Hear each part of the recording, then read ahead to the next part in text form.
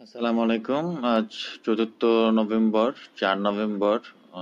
India's আজকেও কারেকশনের ফ্লোতেই ছিল। আমরা গত ২ দিন আগেই সতর্ক করেছিলাম, যেখানে যখন রিজেকশন হয়েছিল ট্রেন্ড লাইনের উপর থেকে সতর্ক করেছিলাম কারেকশনের ফ্লোতে আছে। এই জায়গায় একটা সাইড ট্রেন্ডের মধ্যে ছিল, আজকে সাইড ট্রেন্ডটা ভেঙে ফেলেছে। ভেঙে যে নিচে যে ছোট একটা সাপোর্ট আঁকা আছে সেটাও ভেঙে ফেলেছে। এখন নিচে কোন জায়গা থেকে সাপোর্ট পায় বলা যাচ্ছে না। ভলিউমটা গ্র্যাজুয়ালি ডিক্লাইনিং হয়ে গেছে। আমরা আগেই সতর্ক করেছিলাম এই জায়গাগুলোতে, যখন বলেছিলাম যে ভলিউম যদি গেইন করতে না পারে কারেকশনে চলে আসবে। বরাবর তাই হচ্ছে, ভলিউমটা গেইন করতে পারেনি। ইন্ডেক্স 500 400 থেকে 400 কোটায় চলে এসছে। এরপর থেকে কারেকশনটাই আমরা অবজার্ভ করছি। এখানে এখন একটা লাস্ট যে রিজোর্ট হিসেবে দেখছি আমরা প্রিভিয়াস এই ক্যান্ডেল দুইটার বটম, সেখান থেকে যদি বাউন্স ব্যাক করতে না পারে তাহলে ইন্ডেক্স তো আরো কারেকশনে চলে আসবে, ভলিউমটা আরো কমে যেতে পারে। আমরা আসলে এই জায়গা থেকে আপনাদেরকে সতর্ক করেছিলাম যে 600 700 পয়েন্ট ডাউন ট্রেন্ড গেছে, তখনই সতর্ক করেছিলাম যে ইন্ডেক্স এখন ডাউন ট্রেন্ডে যাবে, সেভাবে যাচ্ছে, একটা চ্যানেল ফলো করে যাচ্ছে।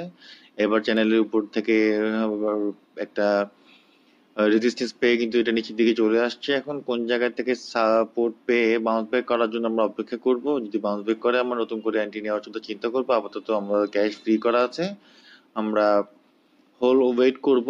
এবং যারা এই দুদিনও আসলে সেল করতে পারেননি, তাদের জন্য আসলে সমবেদনা ছাড়া কিছুই বলার নেই, কারণ এরপর 3 দিন কারেকশন হয়েছে, মার্কেটটা সাইডওয়েজ মুভমেন্টে অনেকেরই হয়তো টাকা আটকে গেছে।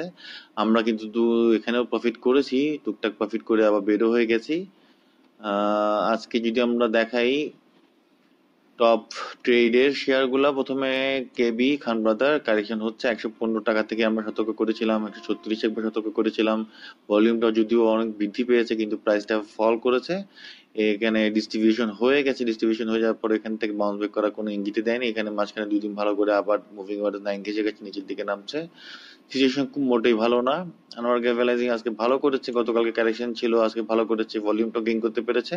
বাট এখান থেকে সুইংটা কতটুকু উপরে যাবে বলা যাচ্ছে না, কারণ অলরেডি এটা 30% 35% বেড়ে গেছে প্রাইস।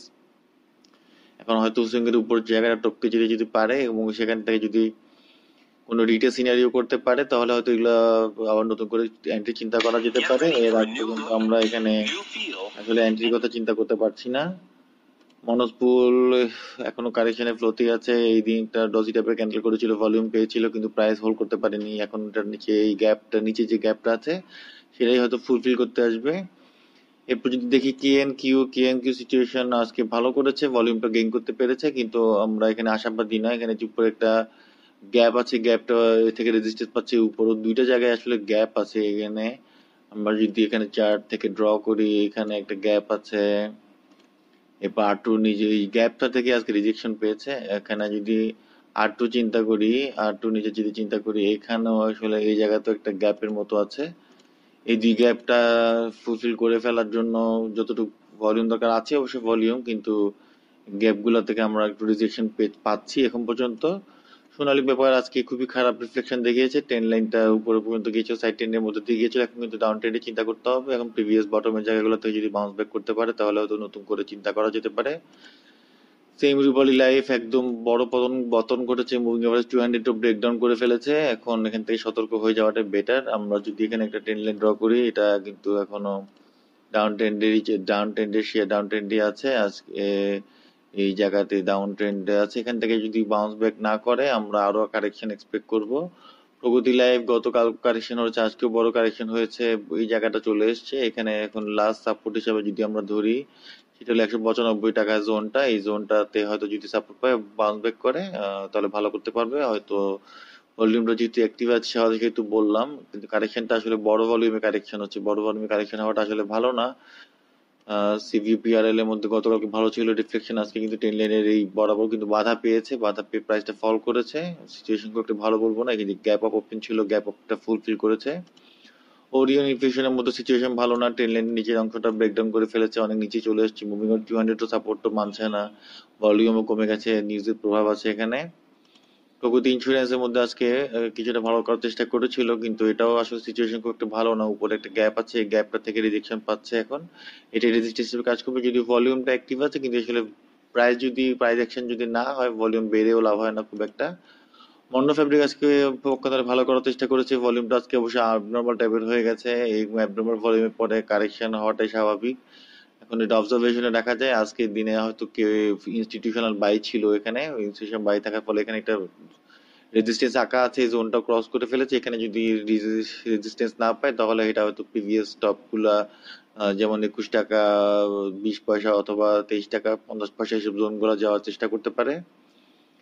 সোনালী আঁশের মধ্যে রিফ্লেকশন ভালো আসেনি, ট্রেন লাইনটা ব্রেকআউট করেছিল গতকালকে, আজকে কিন্তু আবার সেখানে ডিটেলস করতে এসছে। আগামীকাল যদি এখানে আবার একটা ডিটেলস টাইপের ক্যান্ডেল আসে, মানে ডজি টাইপের ক্যান্ডেল আসে, তাহলে নতুন করে এন্ট্রি চিন্তা করতে পারবো, আদারওয়াইজ নট। ইস্টার্ন লুব্রিকেন্টের মধ্যে গতকালকে রিফ্লেকশন ভালো ছিল, আজকে ডজি টাইপের ক্যান্ডেল করেছে, সেল সিনারিও করেছে বলতে হবে। ভলিউমটা যদিও পেয়েছে, কিন্তু এখান থেকে আসলে সুইংটা কতটুকু উপরে যাবে এটা সেফ ট্রেডের জায়গা আসলেই না।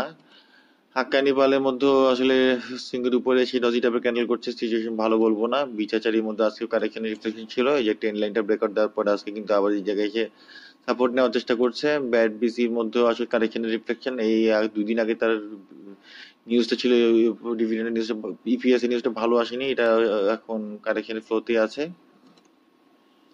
সাপোর্ট আসলে প্রিভিয়াস টপকে গিয়েছিল কালকে, একটা ডিটেলস টাইপের সিনারিও আসছে, ভলিউমটা গেইন করতে পেরেছে। এখান থেকে যদি ভলিউমটা গেইন করতে পারে, এটা সুইংটা হয়তো আর একটু উপর দিয়ে যেতে পারে, 50 টাকার আশেপাশে পর্যন্ত হয়তো যেতে পারে, যদি ভলিউমটা দরকার হবে। এখান থেকে ভলিউমটা যদি গ্র্যাজুয়ালি বৃদ্ধি পায় তাহলে হয়তো উপরের দিকে যাবে, আদারওয়াইজ নট।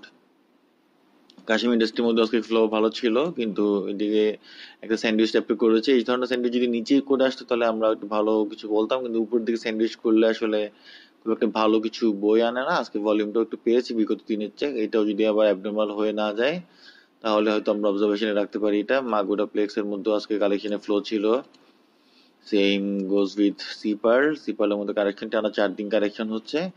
এশিয়াটিক ব্ল্যাক গতকালকে ভালো করেছিল, কিন্তু ভলিউমটা অ্যাবনর্মাল হয়ে গেছে। ভলিউম অ্যাবনর্মাল হয়ে গেলে পরের দিন কিন্তু কারেকশনটাই আসে, আজকে ওই সেম কারেকশন টাইপের ক্যান্ডেল আসছে, সেল সিনারিও।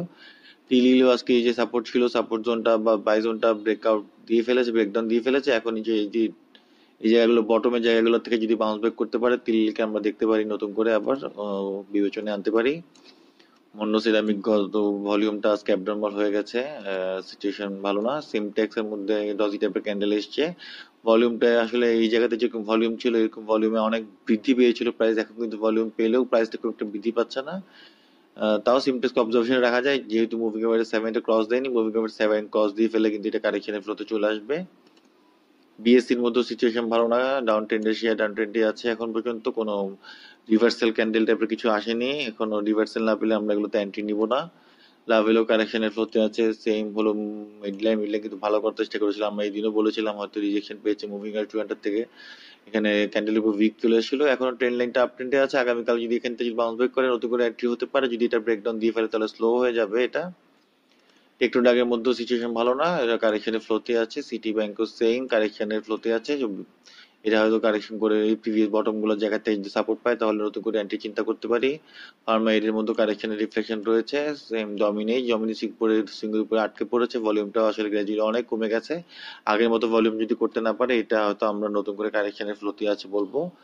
আজকে যদি কিছু বাউন্স ব্যাক ক্যান্ডেল দেখানোর চেষ্টা করি, সেটা হলো এর মধ্যে দেখা যেতে পারে ব্যাংক এশিয়ার মধ্যে ডজি টাইপের ক্যান্ডেল এসছে, সুইংটা নিচের দিকে আছে, ছোটখাটো আপসুইং এর জন্য রেডি হচ্ছে। এখানে ভলিউমটা একেবারে কমে গেছে, এখানে তাও আসলে যদি কিছু অ্যান্টি নেওয়া যায়, এটা তাও এভারেজের জন্য হাতে কিছু রাখতে হবে, নিচে এসে গেলে আর একটু এভারেজ করার জন্য।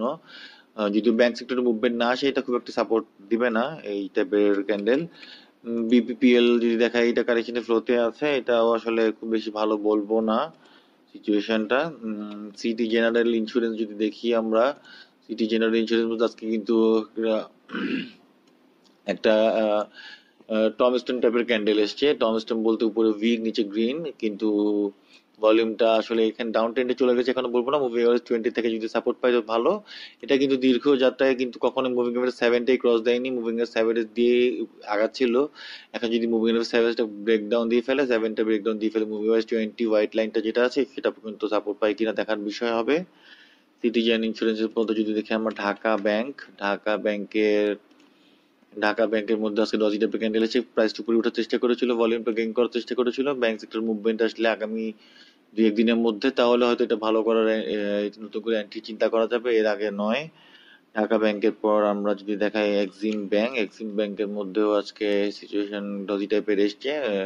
এখানে ডজি টাইপের ক্যান্ডেল দিচ্ছে, এটা সাপোর্ট যদি পেয়ে যায় এই জায়গা থেকে, একটা গ্যাপ আছে, গ্যাপটা থেকে যদি সাপোর্ট পায় তাহলে ভালো করতে পারে, আদারওয়াইজ নট। জিআইবি যদি দেখাই, জিআইবি মার্জের কথা আছে, জিআইবি এক্সিম ব্যাংক গুলা এগুলো মার্জের সংবাদ আছে, এই জায়গায় ডজি টাইপের করে একটা জায়গায় প্রাইস সাস্টেইন করার চেষ্টা করছে। এটা নিউজে যদি কোন দিকে নিয়ে যায়, নিউজ যদি এই যে সম্মিলিত হওয়ার আগে আগে এটাগুলো সব জায়গাতে অ্যান্টিটা, আমি সেফ বলবো না, ক্যাশ ফ্রি থাকাটাই বেটার এইসব জায়গায়।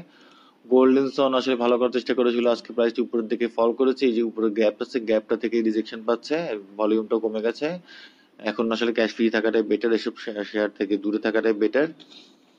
আরেকটা শেয়ার যদি দেখায়, আইএফএসসি ডজি টাইপের ক্যান্ডেল এসছে, 10 লাইনের নিচে থেকে আসছে, এখান থেকে যদি সাপোর্টটা পেয়ে যায়, ভলিউমটা যদি গ্র্যাজুয়ালি বৃদ্ধি পেতে পারে তাহলে তো ভালো করবে। ব্যাংক সেক্টরে যদি আগামীতে মুভমেন্টটা আসে, আইএফএসসি ব্যাংক ভালো জায়গা হতে পারে। আজকে কিছু ব্যাংক সেক্টরই দেখাচ্ছি অনেকগুলা, যেটা আমি কাস্টমাইজ করে দেখাচ্ছি। এর মধ্যে ইসলাম ব্যাংকটাও আছে, ডজি টাইপের ক্যান্ডেল করছে, স্পিনিং টপ টাইপের ক্যান্ডেল, এইসব জায়গা থেকে যদি বাউন্স করে, করলেও করতে পারে। এরপর একটু Z category share new line, যেটার মধ্যে আজকে ডজি টাইপের ক্যান্ডেল এসছে। এর আগে ডজি টাইপের ক্যান্ডেল ভালো করেনি, রিফ্লেকশন ক্যান্ডেলের মধ্যে প্রচুর লাল। এখান থেকে যদি কিছুদিন সাইডওয়েজ মুভমেন্ট করে কিছু শক্তি সঞ্চয় করতে পারে তাহলে হয়তো ভালো করতে পারবে, আদারওয়াইজ নট। এনটিসি শেয়ারটা যদি দেখায়, জেড ক্যাটাগরি হ্যাঙ্গিং ম্যান টাইপের ক্যান্ডেল করেছে, সিচুয়েশন খুব একটা ভালো না। ট্রেন্ড রিভার্সালের ক্যান্ডেল এসেছিল এর আগে, কিন্তু সাপোর্ট পায়নি ইন্ডেক্স থেকে। আজকে প্রাইসটা অনেক উপরে পেয়েছে, ভলিউম গেইন করা ছাড়াই ভালো করার চেষ্টা করেছে।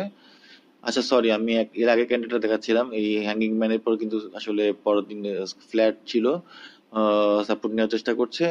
জেড ক্যাটাগরি শেয়ার অ্যাভয়েড করাটাই এখন আপাতত বেটার বলে মনে করি। এরপর যদি দেখায় সাইহাম টেক্সটাইলের মধ্যে ডজি টাইপের ক্যান্ডেল এসছে, এই যদিও ওভারঅল ডাউন ট্রেন্ডেই যাচ্ছে শেয়ারটা, খুব বেশি ইন্টারেস্টেড কিছু না।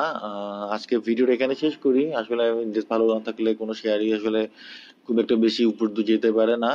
এখন আমরা আশাবাদী হতে পারছি না আসলে কোনো কিছু দিক দিয়ে, ভলিউমটা কমে যাচ্ছে, ক্যান্ডেলস্টিক প্যাটার্নও ভালো আসছে না। এই জায়গা থেকে যদি ইন্ডেক্সটা বাউন্স ব্যাক করার চেষ্টা করে তাহলে, যেদিন বাউন্স ব্যাক করে সেদিন আমরা বাউন্স ব্যাক ক্যান্ডেল গুলো দেখিয়ে দিব। উইকলি চার্টটা যদি একটু দেখাই, এই দেখেন গত সপ্তাহের আগের সপ্তাহ কিন্তু বাউন্স করার চেষ্টা করেছিল, কিন্তু ভালো ভলিউম পায়নি। এবার এই পর 2 সপ্তাহ টানাই পতনই হয়েছে। এখন নিচে থেকে কোন জায়গাতে সাপোর্ট পায় আমরা জানি না এখন পর্যন্ত। 4,900-তে হয়তো তার নেক্সট সাপোর্ট হতে পারে, 4,900 আশেপাশে। ওই জায়গাটা থেকে যদি বাউন্স ব্যাক করার চেষ্টা করে আমরা ড্র করে রাখি এই নীল লাইনটা এই জায়গাতে যদি বাউন্স ব্যাক পাই আমরা, তাহলে হয়তো নতুন করে এন্ট্রি চিন্তা করবো। আপাতত আমরা সাইড লাইনে থাকাটাই বেটার বলে মনে করছি। ভিডিওটি ভালো লেগে থাকলে লাইক কমেন্ট শেয়ার করে পাশে থাকবেন। কোনো কোয়ারিজ থাকলে হোয়াটসঅ্যাপ নাম্বারে জানাবেন, অথবা ইউটিউবে ভিডিওর নিচেও কমেন্ট বক্সে জানাতে পারেন। আজকে আর বেশি কিছু বললাম না। আল্লাহ হাফেজ, ভালো থাকবেন সবাই।